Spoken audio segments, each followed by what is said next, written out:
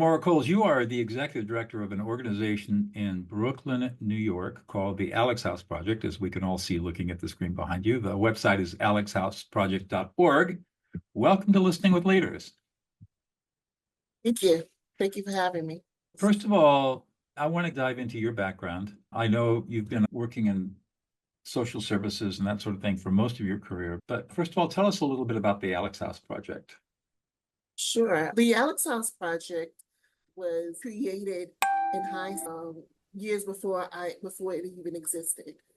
So the plans for the Alex House Project came upon me when I was working in a community neighborhood organization and was designing a program for the community. And because of my own lived experience, I thought what other group of people to help serve was teen moms. I was a teen mom myself at age 17. And at the time, this was 1992, so things were a little bit different than they are now in terms of resources and services. So they were more lacked back then, but they still are now. And so during that time, I had to finagle how to get back into school, how to find a job, those systems of Medicaid and public assistance I knew nothing about. And so I thought that reaching out to young moms in 2000, I want to say 10, at that time, reaching out to young moms, things should have changed quite a bit. Unfortunately, they haven't changed that much. So there was still blockage from obtaining resources for young moms, especially young women of color, young parents of color in certain communities, which was Red Hook was very one of those isolated communities that a lot of resources didn't pour into. And so I started small groups working with teen moms in my neighborhood, and then it just spilled over into other neighborhoods. And then I saw the need, and I'm like, oh, wait a minute, there's something happening here. And it was very organic in the way it groomed itself. And why not name it the Alex House Project after my son, Alex? Because it was all because of my personal experience being a mom at 17, which led me into creating this platform for young moms and dads. And so what you're doing in this project is providing, it sounds like it's a lot of teaching and information. Teaching young teen moms how to access services, educating them, not just general education, getting the importance of getting an education, helping them understand how to manage work-life balance, how to become better parents, and hopefully stop the cycle of poverty and oppression that we've seen so many generations. Is that a fair summary? Yeah, that's very fair. Okay, good. So tell us a little bit about yourself. I've already told you I was a teen mom. I worked in social services, I want to say well over almost 20 years now. And so I have a good background in providing resources or doing research. I went to Medgar Evers College. I've done some studies at Barnard. I've done a lot of partnering with other organizations in my community and beyond. And so I have a really good extensive knowledge on the human social service sector.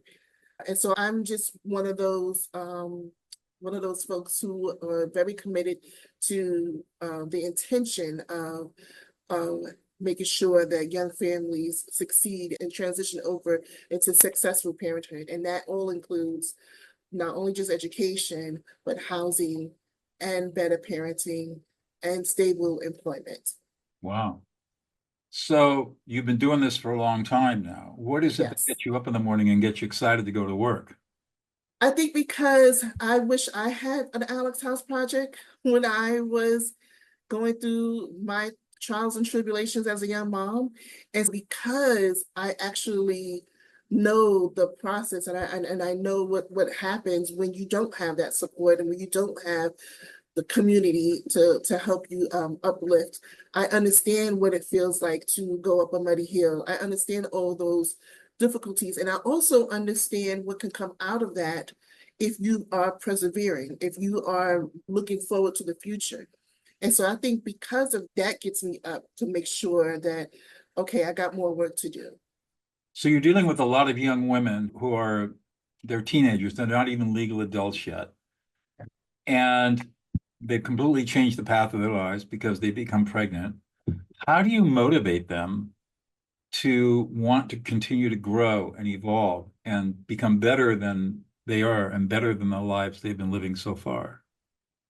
I think the secret sauce to our success is that our organization is peer motivated. And so our young families are trained and led by other young families who went through the program.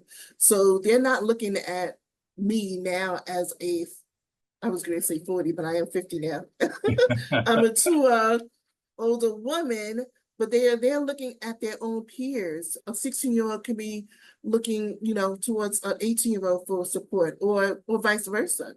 And because they are close knit in not only their situation but their age range, they're able to receive certain things that they will not probably most likely won't receive from older adults who think they may know it all.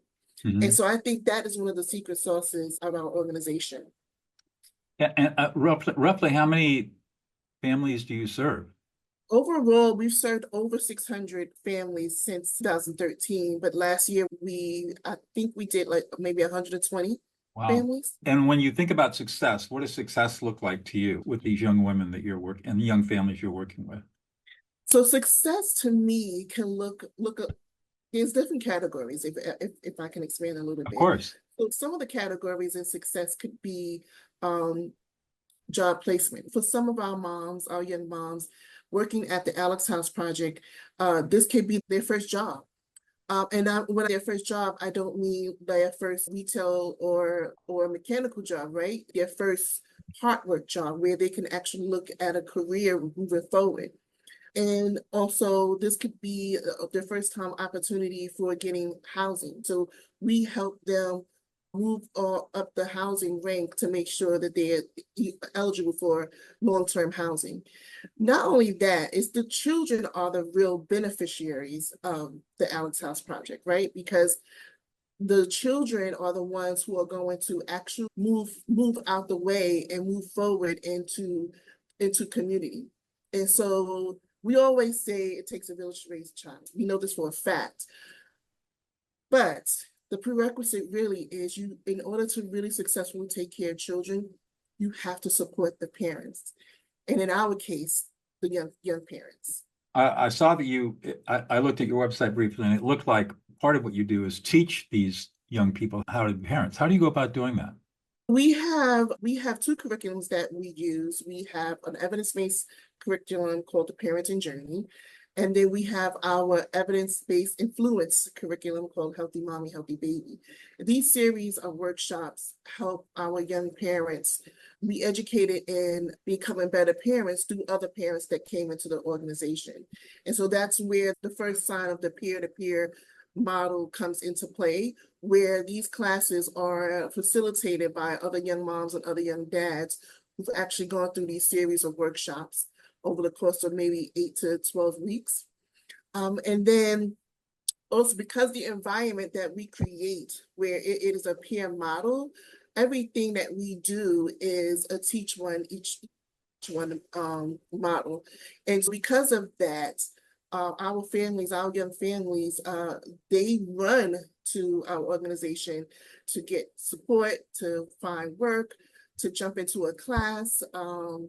And because there is a no judgment, I guess, platform for around them, they're more likely to go through all the classes, go through all the trainings, become successful within at least 2 years. Was it typical that a young family would be with you for 2 or 3 years before they stabilize enough to be able to go out on their own? Yeah, and I think 2 years is a good benchmark, because your first year as a young person, you're really just getting to know us. You're really just seeing if we're talking the talk, or we're just saying what we want to say. And because a lot of our young families are under the age of 21, they need to be able to become developed in other areas, right? So by the time the second year starts to roll around, you start to see the change. And of course, we all know that change doesn't happen overnight. For us, 2 years, 18 months to 24 months is like a really good indicator of where we can start to see the change. Where do the parents of these young parents come into play here? Yeah, so oftentimes we get calls from other social workers. A lot of our parents are from the foster care, aging out of foster care units, or they're still in foster care, or their children are in foster care.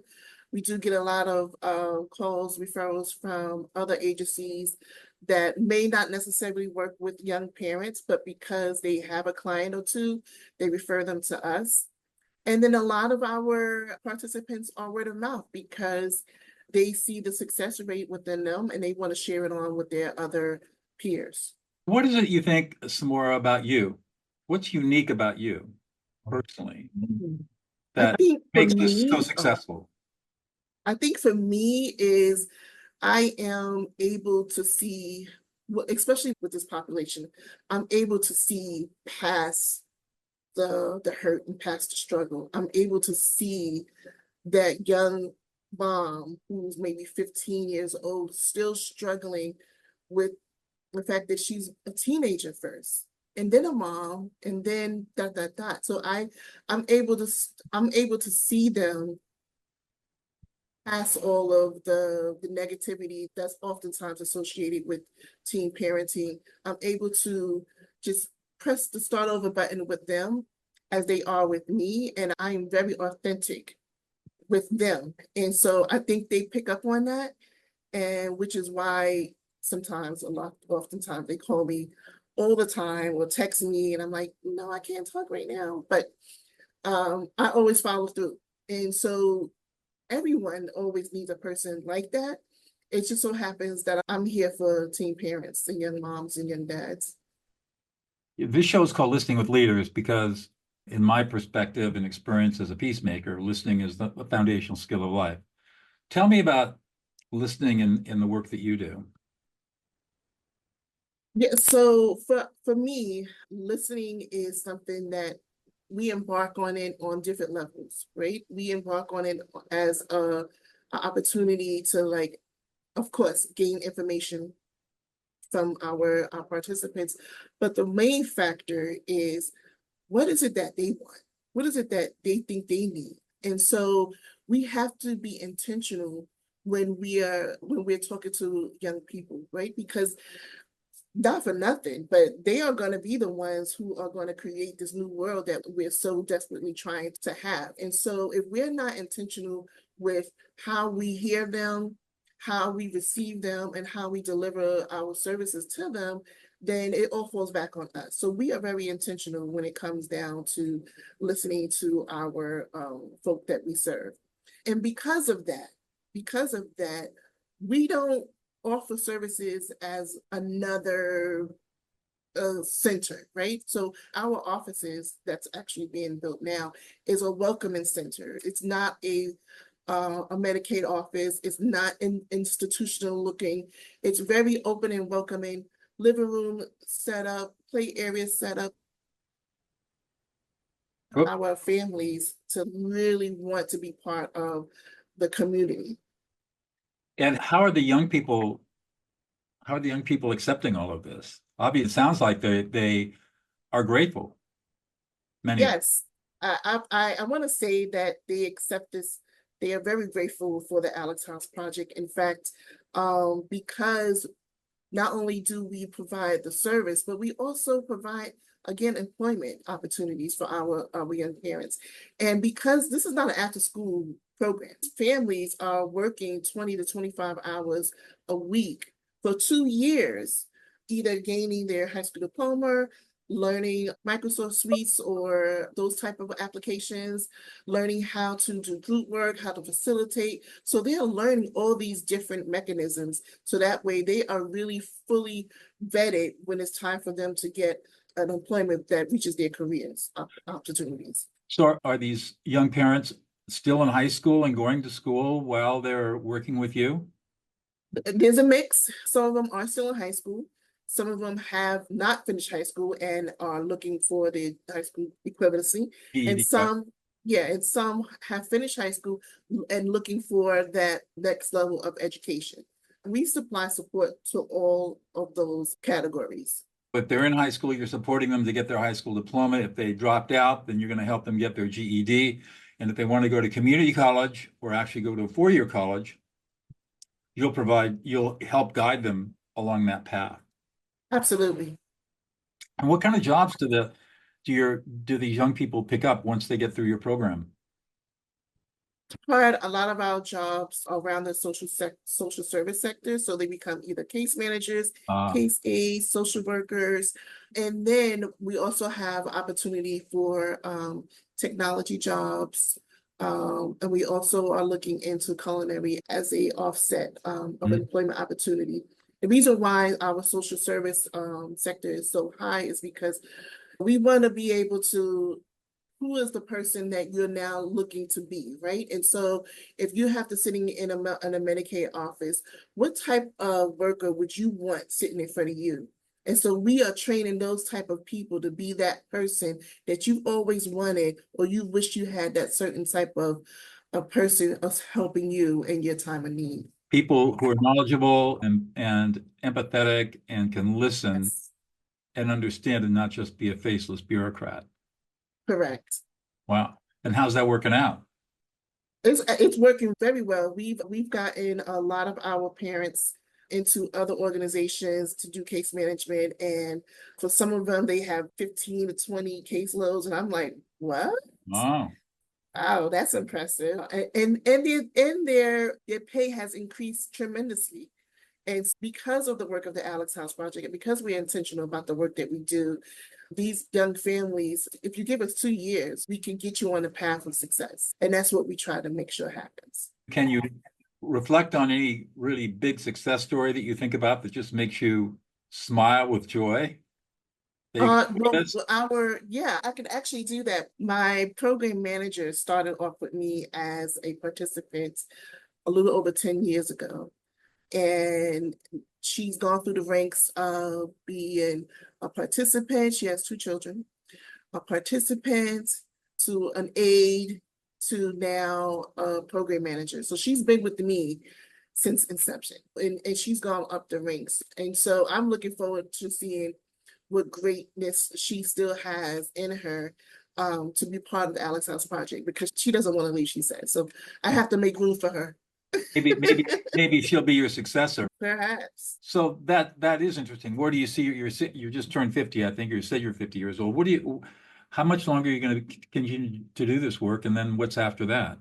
The Alex House Project is my baby. And so I'm willing to do the work as long as up until I'm needed. Being a founder, though, comes with some decisions that have to be made, right? And because you want to make sure that the organization is sustainable, and my time as a founder may be capped at a certain amount of years, but I'm here for the long haul until someone says, okay, we got it for now. So until then, I'm here. Okay. How are you funded? So we get funded through various foundations, the Pinkerton Foundation, Brooklyn Org, formerly known as Brooklyn Community Foundation, New Yorkers for Children. So we have, I would say, a list of funders, and then we have some dedicated individual donors who believe in the work that we do. And so we're always looking for, of course, new funders and new donors, but we do have a good steady hand of people that support us. And I imagine they are generous with their donations because they see the powerful work that you're doing with this particular population that if not taken care of, can really fall through the cracks. Yes. I'm thinking that you're in Brooklyn, which obviously is part of the greater New York metropolitan area. There has to be a huge need for what you do. Are there other people that are providing services like what you're doing for the teen mothers? There are other organizations that provide similar support, but I don't think, I think the Alex House Project is maybe one of the only organization in New York City. We although we are based in Brooklyn, we do serve the entire New York City.